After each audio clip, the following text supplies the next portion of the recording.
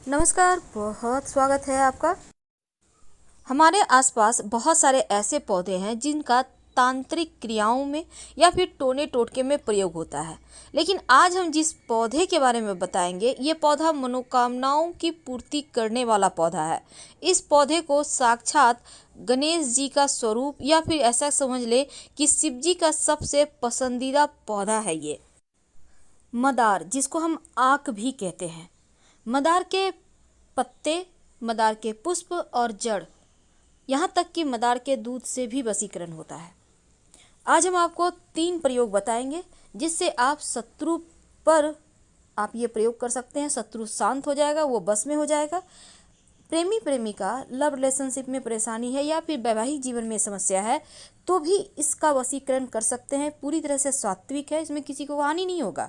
और तीसरा, अगर नौकरी व्यापार में परेशानी है तो भी आप वशीकरण कर सकते हैं। देखिए, मदार के पत्ते से वशीकरण करना बहुत आसान है। सामान्यतः आप ये कह सकते हैं आक का पौधा आपको हर जगह मिल जाएगा, लेकिन जो सफ़ेद वाला आक का पौधा है जिसको मदार कहते हैं, ये सबसे ज़्यादा इसका ही असर होता है जब आप किसी तरह का कोई टोना टोटका प्रयोग करते हैं। तो आप पहले ही देख लें कि वैसे तो रोड साइड मिल जाएगा आपको ये पेड़, तो पहले ही आप ढूंढ के रखें कि ये पेड़ सफ़ेद आक का कहाँ पे है, फिर आपको ये प्रयोग करना है। और जब भी आप प्रयोग करें तो पहले जाकर निमंत्रण दे आए आक के पौधे के पास। कैसे देंगे? आप एक सुपारी, एक सिक्का और थोड़ा सा जल लेकर जाएं, किसी बोतल में भी ले जा सकते हैं, और पेड़ के पास जल अर्पित करें जड़ में। और फिर यहाँ पर सुपारी और जो सिक्का है उसको रख दें और उनसे बोलें, अपना परिचय दें, आप कौन हैं, आपके पिता का नाम क्या है, आप किस प्रयोजन से उनके पास आए हैं, और फिर उनको प्रणाम करके आप घर आ जाइए। और अगले दिन आप प्रयोग करें, इस बात का ध्यान रखिएगा।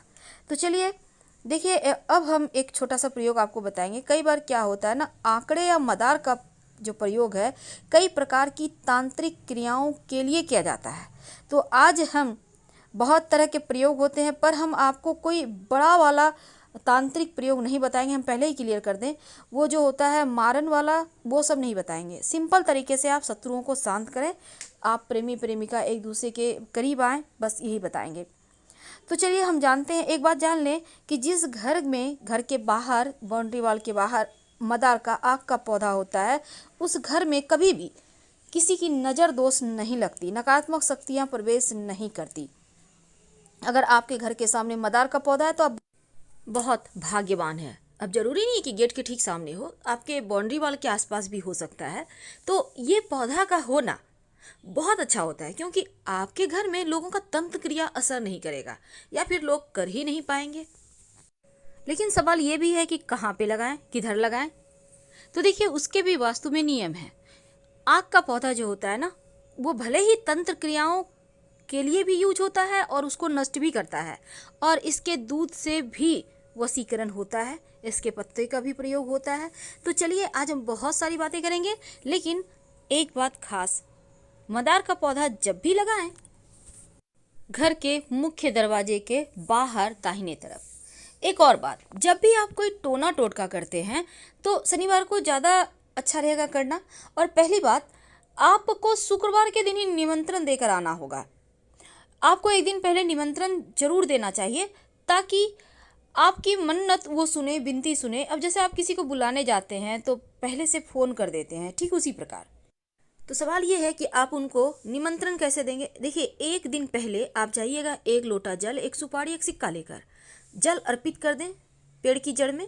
और कभी भी कर सकते हैं, सुबह से शाम तक, जरूरी नहीं है कि भूखे रहना, आप खा पी के भी कर सकते हैं। उसके बाद सिक्का और सुपारी उनके पास रख दें, जड़ के पास, और उनसे हाथ जोड़कर प्रार्थना करें, अपना परिचय दें, आप कौन हैं, आप किनके बच्चे हैं, क्यों आए हैं, और उनसे कहिए कि के साथ।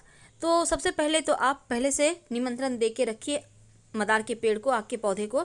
अब इसके बाद आप अगले दिन जाइए और जाकर आपको मदार का सिर्फ पुष्प नहीं तोड़ना, बल्कि जो पुष्प है और उसके साथ जो पत्ते हैं, नए नए जब पुष्प निकलते हैं तो पत्ते उसके साथ बहुत अच्छे से टच किए हुए होते हैं। तो आपको, या बड़े भी खिले हुए पुष्प है तो कोई बात नहीं, बस ये कोशिश करना है कि पत्ते भी आपको लेकर आना है। अब इसको लाकर आप, पत्ते और पुष्प लगा हुआ ही रहे, टूटे, उसको तोड़ना नहीं है। अब लाकर हनुमान जी के मंदिर में जाइए अब हनुमान जी के जो चरणों में सिंदूर होता है, आप उसको थोड़ा सा उंगली से लें और लेकर अपने और उस व्यक्ति का नाम लिखें जिसके साथ आपको रिश्ते बेहतर करने हैं। यानी आप लव का भी नाम लिख सकते हैं यहाँ पर और जीवन साथी का भी नाम लिख सकते हैं। जिसको भी बस में करना चाहते हैं उसका नाम लिखिए हनुमान जी के चरणों के सिंदूर से। अब इसके बाद मौली धागा के द्वारा दोनों जो आपके जो पत्ते हैं ना, पुष्प को अंदर रखना है और पत्ते चारों तरफ से उसको कवर करके मौली धागा के सारे बांध दें और जो लिखिएगा वो पत्ते पर लिखना है। वशीकरण हो जाता है और ये प्रचंड वशीकरण है। इसको करने के बाद आप कहीं मिट्टी में दबा दें, पीछे मुड़कर मत देखिएगा, कभी भी खाली नहीं जाएगा। अब हम आपको एक छोटा सा प्रयोग बताएंगे। जब शत्रु विरोधी ज़्यादा परेशान करे, जब आपको लगे कि यहाँ से बाहर नहीं निकल पा रहे, शत्रु बहुत परेशान कर रहे हैं, तब एक छोटा सा काम कीजिए। आपको यहाँ भी निमंत्रण देना है पहले से, इस बात का याद रखिएगा। अब आपको ये प्रयोग देखिए, जो शत्रु है उसी के ऊपर कीजिएगा।